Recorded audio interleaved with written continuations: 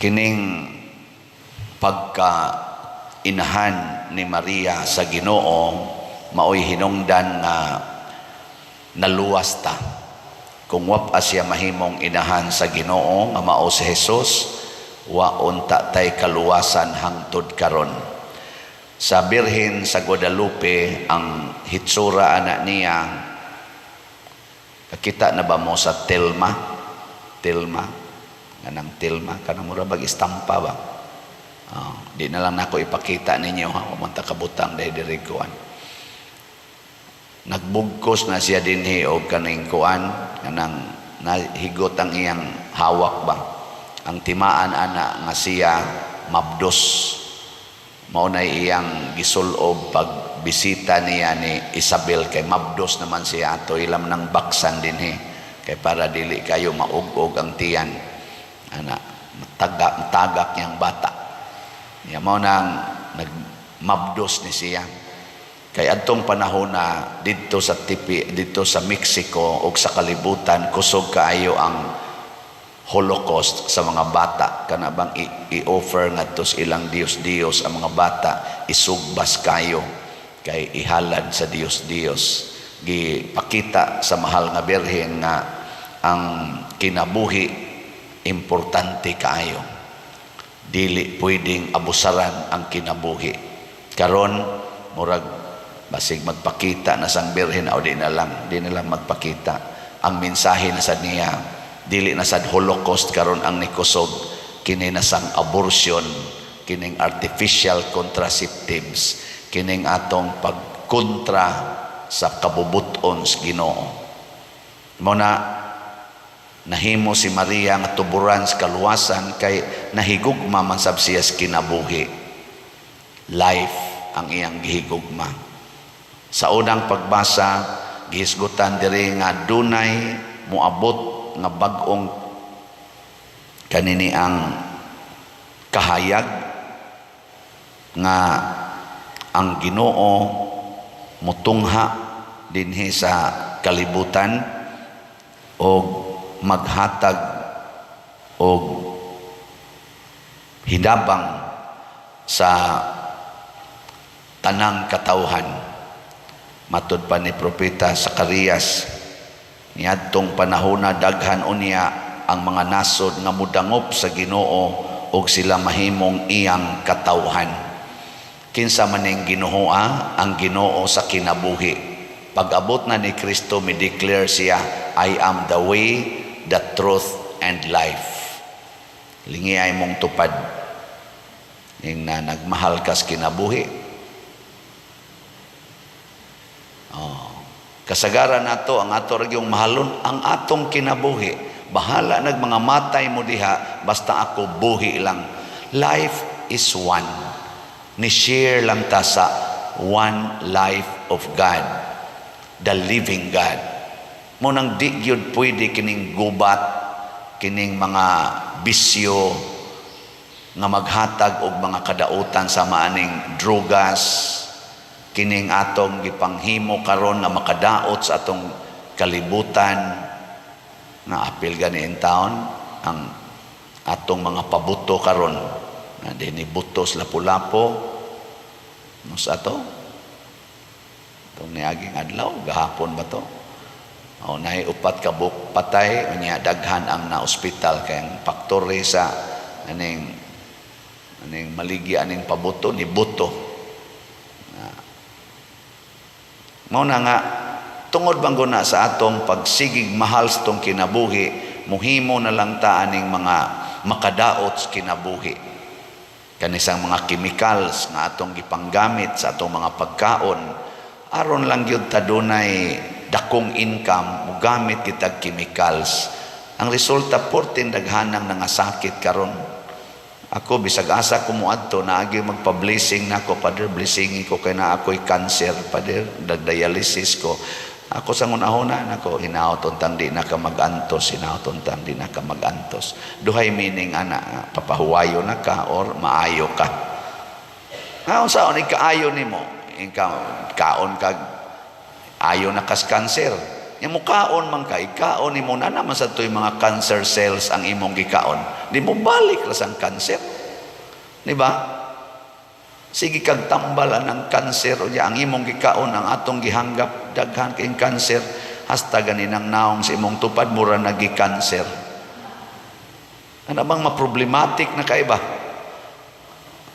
Ngano man usa ra gyud problema dili nataliwat ni Maria, di nataliwat sa mahal nga birhen nga magsigig og sunod sa kabubuton sa Ginoo. Ang iyang gihigugma mao ang kabubuton sa Ginoo. Sa atong salmo ni ingonta, ikaw ang labing dako nga dungog sa atong kaliwat. Nganong taas man kay ang dungog ni Maria, gitawag man siya blessed among women and men, of course, no? Tungod kay suod kay siya sa Ginoo. Ang Ginoo ba mao ginaghari sa iyang kasing-kasing. Ilingi ay mong tupad, inakinsaroy naghari ida sa imong kasing-kasing. Labi na rong Disyembre, ang bonus, ang ang mga Christmas gifts o ang Ginoo. Woy, kasagaran nato magyaw-yaw basta way ipanghatag ang kompanya, magyaw-yaw ang mga workers, way ihatag ang pari nya dako kay kolekta sa pag misa di Galio. Unya kaning wa gi ihatag magyaw-yaw ang sakristan. Ayaw pasagdain taon ming mga pari nga mutigom sa among gihaguan. Di gyapon sakto kasing-kasing harian gyud Ginoo. Mo na si Maria giharian sa Ginoo. Unsa may buhaton sa Ginoo nato? Matod pa sa atong ikaduhang pagbasa, letter to the Ephesians, niingon diri si San Pablo, magpasalamat kita sa Dios ug Amahan sa atong Ginoong Hesukristo nga nagpanalangin kanato sa tanang espirituhanong gasa sa langit ug sa pagpakighios sa nato kang Kristo. Sa wala pa buhata ang kalibutan, gipili na kita sa Dios aron maiya diha ni Kristo, aron mabalaan kita ug mawalay sala sa iyang atubangan. Kining atong Ginoo kun atong sundon, mao ni ang mohimo natong way sala ug balaan sa iyang atubangan. Gahom nas Ginoo, iyan ang ihatag sa mga taong makigsuod niya. Muna si Maria, balaan sa tanang balaan nga tao, bulahan sa tanang mga tao. Kay suod man kay Ginoo. Nya, kinsa man sa iyang gipakitaan ang mga tao sad ngayano. Kaya kini mga tao nga mga medyo sophisticated nag-utok kay daghan na kay nakatunan maglisod na nigtuo. Pagpakita sa mahal nga birhen ngadto ni Juan Diego, si Juan Diego magsimbahan ngadto sa parokya nga gidala atong Bishop Sumaraga, ang Spaniard nga bishop nga mao'y nagda dito sa simbahan sa Mexico atong mga tuig 1531. Yano kaayo nga Indian niya ang pagpakita sa mahal nga birhen pitsa 9 padong siya simbahan ingna ang obispo nga patukuran din higkapilya. Pag abot niya dito iya ding inan bishop na ibabay dito niingon nga patukuran kuno kapilya nang naang Tipiak Hill.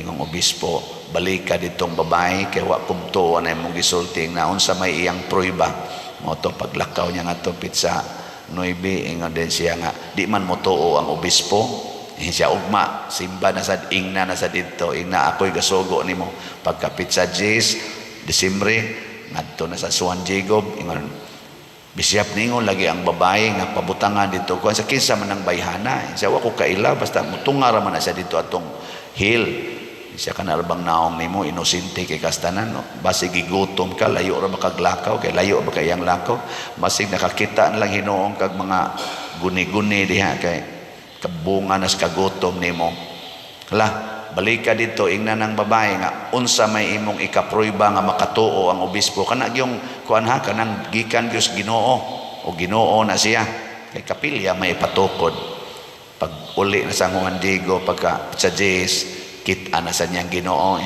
si mahal nga birhen yung birhen yung nangita ang obispo kaning mahal nga inahan o rayna kung to siya mayong inahan kuan siya nangita siya divine sign.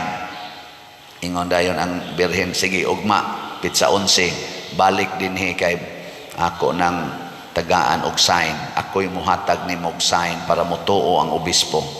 Sus pagkapit sa 11 kay gihilantan magmaayo ang iyang uyuan si Bernardino, Juan Bernardino. Iya manggiatiman dito tibok adlaw, wa kasimba si Juan Diego, wa sad siya kaagi dito pitsa 11. Pagkapit sa 12 ni grabe mang sakit, mura na magkamatyonon, ingon ang iyang uyuan, pangita ditong pare kay mo kumpisal ko nya magpahilog sa ko. Otob dagan-dagan si Juan Diego pangitag pare. Siya di ko muagi dito atong may tipiyak kay kanag out. Diri man siya sa Pika side ba magagian siya Aricos Pika side sa bukid kay tu atong babae dito langan-langan no na sa kuan ni mamatay ni akong uyuan. Diri siya agis Pikas. Sus dito magyapong babae ni sugat man niya siya nganong dinhi man kaniagi siya di ko gustong imo kong hasulon kay ang akong kuan akong uyuan himatyon.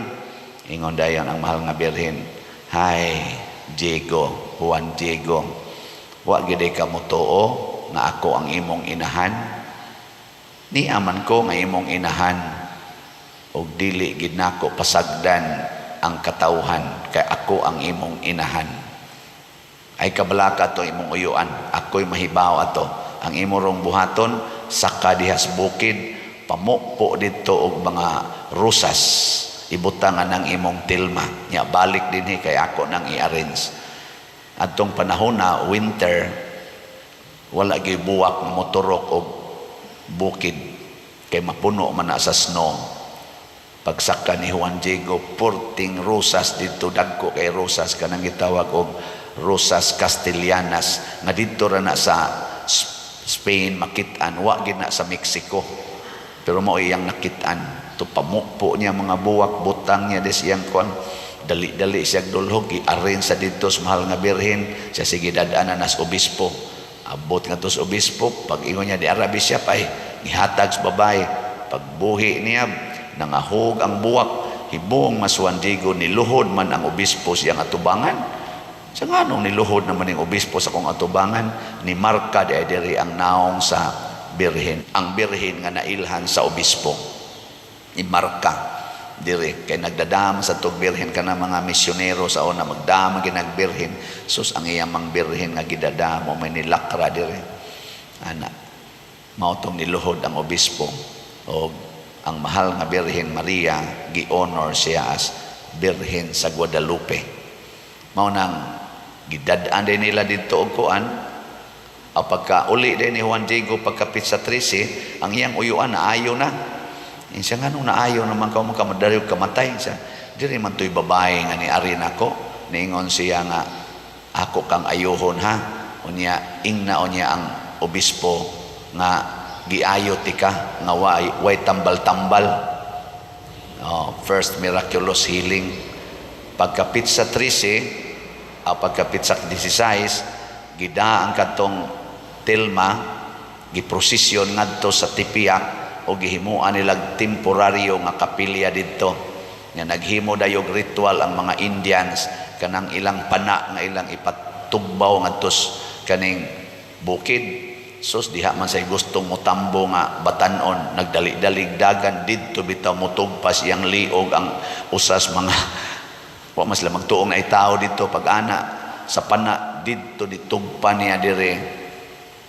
Nakitaan siya 40 taong luoya, ila na lang sang giyayungan murag baboy nga hapit na matay, gibutang nila atubangan sa tilma o ilang giingnan mahal nga Birhen. Kung tinuod gining ikaw ayuha in tao ning inosente nga na aksidente lang sang naigo sa pana o ilang giibot ang uhas na ayo diha-diha. Muna kamo pagdebosyon mo sa Birhes Guadalupe, pero ang gustos mahal nga Birhen ingon siya tumana ang akong gisugo. Sama dito sa kasal sa kana nag-ingon ang Birhen, sundan ninyo ang tanang isulti sa akong anak o mamaayo kamo. Sundan ninyo ang tanang pulong sa Dios o mainyo ang kaluwasan. Kining ato karong kahimtang porting lisura, sundo nato ang pulong sa Dios. Usa sa mga pulong sa Dios nga importante kaayo, atimana ang akong mga karnero, atimana ang mga katawhan nga dunay panginahanglan. Muna dinis ato maligya tag slots para pag-atiman sa atong mga katawhan nga nag-ilaid sa kalisod. Labi na ning atong sitiyo para giniatiman sa mga tao nga gubaon kay balay. Thanks be to God. Gahapon nahalina na sadta. Ang ato na rong halin iabot nag 58,827 slots sa sitiyo, o niya 5,173 na lang ang nahibilin. Di ba? Pakpaka na to. Ang ato sang SBF dag para gyapon is panginahanglan sa simbahan mahuman atong kumbinto. Nakahali na tag 2,636 na pay 57,364 nga available slot sa SBF dag, 500 pesos per slot. Ato na sang pakpakan ang namalit ni. Padayon ta nining atong pag-alagaray ang importante sa atong paglihok sama sa mahal nga birhen, guided ta sa pulong sa Ginoo. Unya ang pulong sa Ginoo mo tukmod nato sa pagpangalagad hangtod ta mga matay. Si Juan Diego nahimo sa neron siyang santo, Saint Juan Diego. Nahimo ni siyang caretaker sa kamang shrine sa Birhen, ug daghang nga convert kay nahimo sa siyang maayong mo istoryas kinabuhi sa Birhen o gisuportahan sa iyang kinabuhi nga haom kaayo sa kinabuhi nga gustong papuy-an sa mahal nga Birhen Maria ug sa atong Ginoo. Yano, simple, apan balaan nga kinabuhi. Sige lingay mong tupad ing na masantos ka ta ani. Masantos ka ta. Depende na nato. Sige, manindog ta.